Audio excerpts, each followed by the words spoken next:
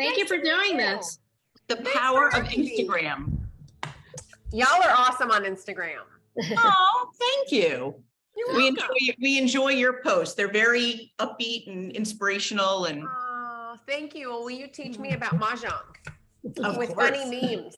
And We'll posts? give you all the details and all the tricks in the trade. Yes. And I'm sorry about this noise. They're going to be gone in a minute if y'all can hear the leaf blowers. Oh, I can't They're even hear next anything. to my next door. Oh, good. Yeah. Hey, we've had Zooms where there's been crickets in the background. We've had the Zooms. So we're used to anything. Yeah. Awesome. So before we talk about Mahjong, I'm Dara. Nice to meet you. I'm Donna. So before we talk about Mahjong, we thought it's best if you could give us a background on your area of expertise and your books, just so we could connect over that. Well, thank you. So yes, my background is in temperament therapy, and it's parlayed into helping people with relational health and friendship health and bonding and connecting in authentic ways.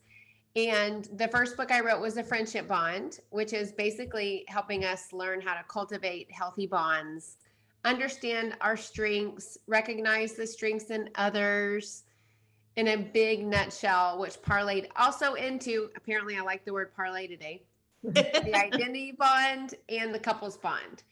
So my whole mission in life is to help us love one another in life-giving ways and to connect in authentic ways so that we can grow and learn and become who we are and appreciate others for who they are. Now, is that always the easiest? No, but that is my goal, to help us keep that in mind. A good goal. Yes. Thank you. So I assume you play Mahjong. So we want to know when you started playing Mahjong and how do you feel playing Mahjong helps build community? I love playing this game, and I began probably maybe a few years ago, and I had a tough learning curve and I got a little impatient, but I kept to it and I stuck with it. And I had a very good friend that taught me how to play, and she's very patient. And so there was a group of us that would play regularly, and that's where I got hooked on it.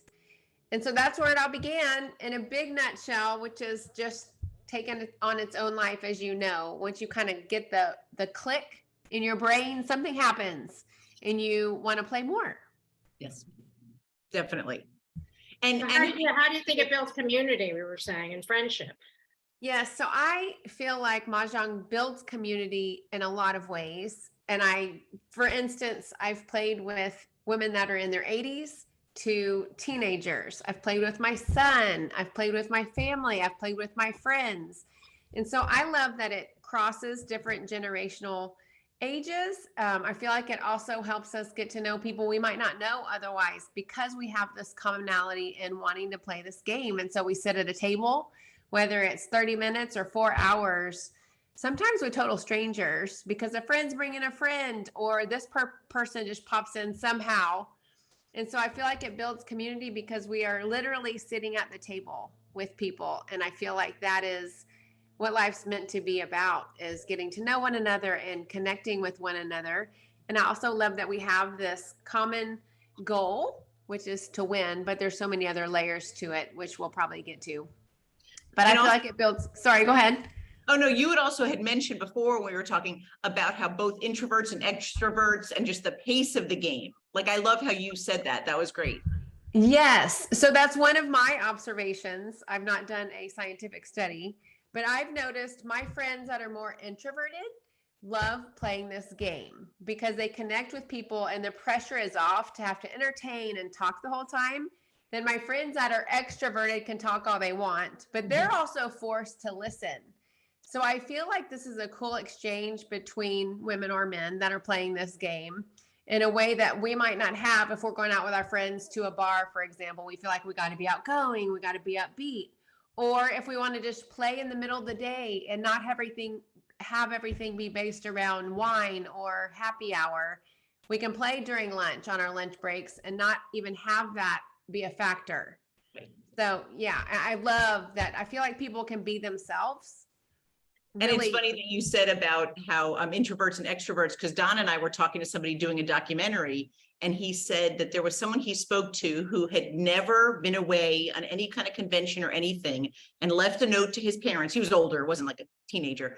And he left a note that he got on a bus and went 6 hours away to a Mahjong convention and was just, or a tournament, and was just so happy because, like you said, you're sitting across from 3 other people. You're all forced to put your phone away and sit Yes. and focus.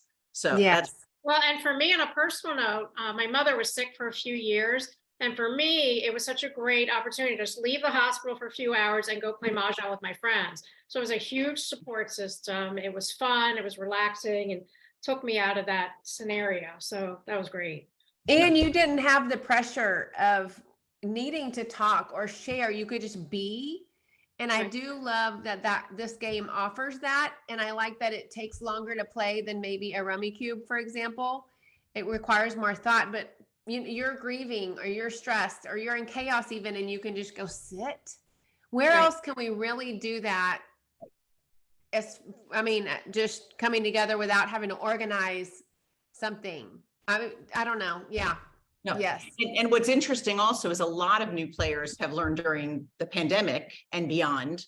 And even during COVID, we realized that with our business, we have a retail business, and it was either shut our doors or find a new way to connect with people. And Right. Mahjong was the socialization was such a huge part of a lot of the players that we came up with online tournaments, which people are begging for us to still continue.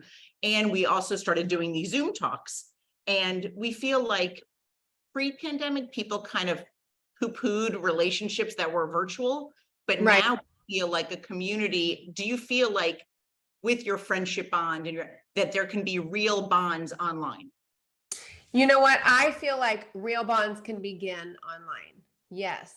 I do caution to not hide behind being Yeah. online or trying to portray yourself as someone that you're not, so that people can get to know the real you.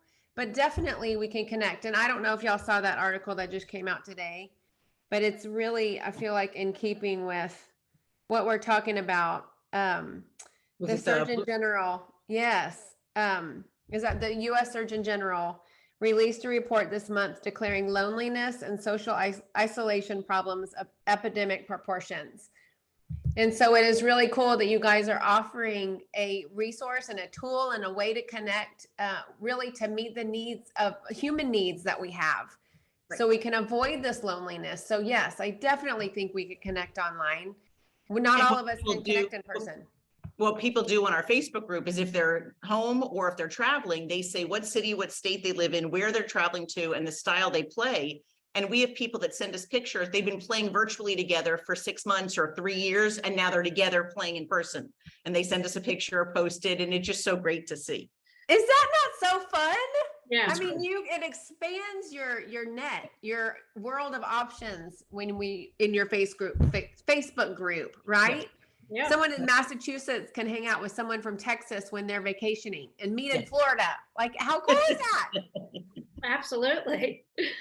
So Dara, we'll have to put a link to this Bloomberg article that you shared That's with great. us. So where to meet people, internet searches spike amid loneliness epidemic. Yeah. So that's a great article. It really, and it is where we are right now. And Yeah. so the highest Google searches, what they're saying is where to meet up with people. And that can include online. I mean, we can do both, right? Right. So it's interesting that there's a lot of words for, I think it's Schadenfreude. I'm going to mispronounce it, but it's a German word for the joy in others' pain. But we really didn't have an equivalent word for the joy in others' joy. And one thing, I know they say you can't finish second in Mahjong and everybody has the goal of winning, but isn't it great? We use the term mudita, which is actually Sanskrit, and we try to, I feel like in Mean Girls, when they say make fetch happen, we're trying to make Mahjong mudita happen. But yes, we just have this love of joy of others. And right. The game gives such an opportunity for that. Do you find that in your games? Yes, but I will admit, I told y'all I was on a losing streak. So I have to say I was a little extra joyful for myself 2 weeks ago when I won after having broken my streak. So I was kind of extra happy for me just for a minute. But yes, it is fun to watch somebody else really have this complicated line that you're like, wow, hold on my phone. That you're like, wow, how in the Great. world did you do that? And you're looking at what they played, and my mind might not even be able to compute how they're doing this line. And it's pretty fun. It's Yes. kind of amazing sometimes, because I don't know how people sometimes do it, especially those closed hands. I've tried that once, and My husband is finally trying to learn, and I was playing a hand, and I played a hand and won it online, and he's like, where is that even on the card? I don't even see that hand. I can relate to your husband. Well, it's funny. I think in our Mahjong community Facebook group, which has over 15,000 active members, people are happier, I think, online when someone posts that they got the big hand. People are like happy. When we play in person, Dara and I, some people get upset when they're not winning. So actually, yeah. online can be much nicer. I mean, we could share, one woman will not excuse herself to go to the ladies' room until she wins. Yes. Well, Just you sit know there. what? I will tell y'all a trick that I did when my friend got up to go to the ladies' room and I had a winning hand. See, this is sharing in other people's joy. I literally switched our hands because I knew she was discouraged. So I switched our hands. My other two friends were all laughing, and I gave her my line, which only needed like one tile to win. And I looked at hers, which was not anywhere close. So she sat down, didn't even notice that we had switched the hands. She won. We shared in her joy. She felt confident in her game, got her over the hump. But it's so fun to just bond in this way. Well, that reminds us, speaking of rules, and I don't know how you play, but when Donna and I first started, our first product is Mahjong Dice, these beautiful dice that are engraved and hand painted. So people were asking us, why do you roll dice? And we're like, you would never ask somebody at a casino, why do you cut the cards? It's just the way you do it to make it a random distribution. Julia Roberts says it great, creating order out of chaos with the random distribution of tiles. Right. So we set it up, and your story reminds me of it. We set it up that when I rolled and we dealt dummy hands, my hand was a heavenly hand. Like I dealt myself Mahjong just to prove a point. So your story reminded me of that. Yeah. And that's what's fun about Mahjong is we create memories together, and no two times are alike. And I love that. Every time's going to be different. Either somebody has something else going on in their lives, or you choose a different hand. Like it's that draw, right? It's taking the hand you're dealt and then making the most out of it. I mean, so many life analogies. Oh yeah. And Donna and I talk about all the time how we feel people's personalities are seen at the table. Like I feel most of the time it's people I know that are not risk takers in life. I know exactly, if they put up twos, I know what hand they're playing. If they put up, and other people are riskier or more, Yes, or the ones that will put their line on the opposite sides of where it really should land. A little tricky. You know what I'm saying? Little tricksters right there. Yep. Mm-hmm. That's what we learned about those kind of people. I was naive when I started playing Mahjong, and now I'm not, Yes. Or what about the competitive people that you're like, wow, I did not realize that you were that competitive or not competitive. Right. Yes. And people will say for 25 cents. I'm like, yeah, people will, be very about 25 cents. Oh, I you need to haven't start yet. playing for money, don't I? We didn't start right away. And for some reason we were intimidated by it. My mom's been playing for 50 something years. And she's like, Dara, it's the money on the card. Like it's not, rocket science. After the talk, we'll give you a little lesson. So it actually, as silly as it sounds, puts more teeth in the game. Even though it's 50 cents. Yeah. And people who don't play for money are very adamant that it doesn't change the way they play. And that's fine. We're not saying you have to, but I do like it does add a little element to the game. I'm going to try it and I'm going to keep y'all posted. Yeah. And if you get jokerless, you get double. That's right. Really? Other than the singles and pairs. It's a whole thing. Yeah, we'll tell you. Okay. And if you don't want to play for money, a lot of my friends will have a kitty, and whatever money's won that day, they put in a jar, and at the end of the year, they donate to a charity, or they go out to dinner, or there's a lot of ways you can do it without actually, gambling for your own money. So, speaking of which, so Dara and I started our business. An important component of it was charity, and our charity of choice is Alzheimer's Association. Mm-hmm. So, since our 5 years of business, we've raised almost $100,000 for. That's amazing. Thank you. That's good. Continue to do that through virtual tournaments. Thank you. Through tournaments, through raffles, we donate money from sales of a pair of our purple dice.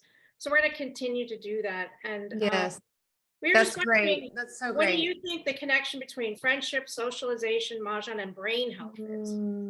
Well, as we know, we can continue to challenge our brains to our synapses and our neural pathways to grow and connect. And so I feel like mahjong causes, I haven't done scientific studies, but I feel like for me, it challenges my mind to think outside of my norm. Right. And it challenges me. And I'm actually not very good at math. And so I don't stretch myself with math. I got an iPhone with a calculator on it. There's something about mahjong that I feel like stretches my brain, probably might even create new neural pathways that I haven't had before as I put together different lines. And I think even in creative ways, I feel like it taps into your creativity. I think visually it's stimulating. I think we have to critically think. I think we have to pay attention to what's going on at the table. We have to read other people's cues. We have to see what they're doing. We have to think strategically. So I feel like it definitely helps our brain growth. And aside from stretching us just socially, I think, especially as we're talking about introverts versus extroverts, whether the extroverts being forced to be quiet and they might not want to be, or the introverts forced to share a little bit. I also think I like it because we can be as competitive as we want. I can sit there with a hand if I don't feel like really giving it my all, and nobody else knows that. Or I can give it my all and see what happens. And so I feel like it stretches us in a lot of different ways if we're wanting to go the distance. Is that making sense? Am I making sense? Totally. And then you were saying before that when you were on a losing streak, winning streak, I'm assuming that part of your friendship is gratitude and appreciation. What type of mindset do you have when you're on the losing streak to kind of try to snap out of it? Okay, y'all, I'm going to be honest. I kind of had a bad attitude for a little bit. I was like, am I ever going to win again? And then you question, okay, am I just not smart enough? What is going on? Now, practice really does make such a difference because you're training your brain to also think in those ways. And so I had not been practicing. And then I was a sub back to back. And so I was like, okay, I got some practice the first little group. And I'd never played with either one of these groups, which was very intimidating. But I was like, you know what? I'm going to go to these groups. They've invited me and I'm going to just see what happens, which was stretching for me in itself. But I had the free time. So I went to the first group and I was like, okay, I was nervous actually. Have you ever been nervous going into a new group? Oh, yeah. Yes. Oh, after you finish, I'll tell you about my automatic table experience, but go on. Okay. So I sat with the first group. Of course I did. I did not win, but I did not have a bad attitude that day. And I was like, you know what? I'm going to win the next time. I'm going to go to this new group. And I won twice, I think, actually. And we even got creative with a card and made up our own line. That's so great. fun. We do that for different holidays. We'll post on our group different line. So when you were saying nervous, what I usually do if I'm in a situation where it's new people and I don't know how fast they play and I don't know their rules, the first game I just play to not lose. Like I don't even play to win. I just play to. Okay, that's good advice. Yeah, that's what I do. And we play to our hosts. Oh, that's nice. Well, then we'll just have fun. Yeah, exactly. If I'm playing with a group that's cutthroat or whatever, I'm just going to hold my own. But if I'm playing with a group that's casual, somebody we had, I'll be quick because I know we said goodbye already, but there's a woman we had online that called it coffee or wine mahjong. And she said, your friends are either coffee and serious and I said, well, now there's a new breed of margarita. Like it's like. Totally. Yes. I'm a margarita mahjong. You're a margarita. I like the analogy. So thank you so much. Margarita. Exactly. Dr. Melanie, thank you so much. Thank you very for much. having me. Y'all are awesome. And we'll send you a Dropbox link for this. Okay. Awesome. And I hope y'all have such a good day. Thank you. You too. Bye. Thank you. Bye. Happy playing. Thank You too.